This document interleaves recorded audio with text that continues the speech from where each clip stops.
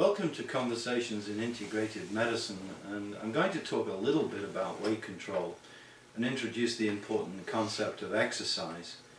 Now, without movement, the body suffers. Certainly, the idea that one can lose weight without really reasonable exercise is really a very false circumstance. There is basically a basic thermodynamic equation here that doesn't work perfectly in the human body, admittedly, but certainly must be subscribed to in a reasonable manner.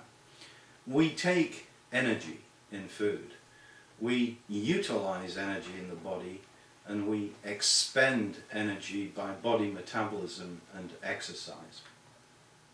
So in other words, we have these three compartments: energy in, energy utilization or handling by the body, and energy out, which is predominantly related to our degree of movement or exercise. So again, these claims that one sees about lose weight passively, don't need to exercise, I think should be very much avoided. Now, obese individuals come along in their mature years with cardiovascular risk. So it's very important to actually look at the individual and match the recommendation for aerobic exercise with their general level of fitness. So assessments of general level of fitness in the obese individual are probably well utilized in clinical practice. Now, unfortunately, few physicians have good training in sports medicine or even in standard evaluation of aerobic fitness level. And this is where I strongly recommend the integrated practice recruit professional staff such as professional trainers or sports medicine experts who understand these particular aspects of intervention. Now, it's a bit of a vicious cycle going on here because obviously individuals who exercise tend to have an increase in their appetite. People who are obese have difficulty with exercise. Sometimes the difficulty is as simple as not wanting to present their physical appearance openly in public in a gymnasium or in a swimming pool. There may be many factors involved in this. So this is a very complex area, but I return to the idea that exercise is a key. Now, when discussing exercise with the patient, they usually look and say, well, that's obvious, and the obvious nature of the advice is sometimes transmitted into, well, I've heard that a million times, I'm not really going to achieve that. Therefore, specific counseling may be required. Now, mentioning exercise conjures up a lot of different opinions.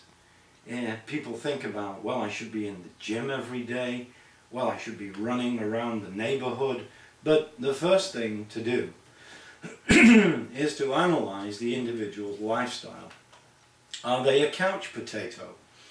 And it's shocking when one just asks an individual to say, well, let's go over a daily routine, and one may find the individual wakes up in the morning, they have breakfast, they walk perhaps 20 yards to their car, they drive to work, they walk perhaps another 20 to 50 yards to their office, and they're desk bound most of the day, apart from going out for lunch. Then they get back in their car in the evening and they go home and watch TV. Well, the only energy expenditure of significance for that individual is the energy expenditure of about 1200 calories a day required to keep the body functioning. In other words, the baseline metabolic rate is really what those people are expending, little more. So when one asks somebody to think about exercise, it's very basic, going back to, well, where do you get it? When do you exercise? And you can start with simple things. Is it possible perhaps to, walk in the morning for half an hour? Could you walk in the evening for half an hour before or after dinner? And it's as simple as that, because advice on exercise should start with really the premonitory statement that this is not about winning an Olympic medal, this is about moving. And movement is a great antidote to a lot of different problems. And if there was one thing that one wanted to put in a pill or a tablet or a bottle that would have universal health benefits, it would be exercise.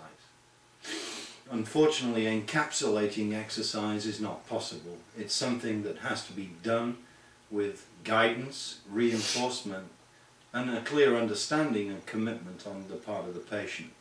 But I can't emphasize enough the importance of exercise in the promotion of general health and well-being, and all weight control initiatives must involve global health initiatives. Thank you for listening.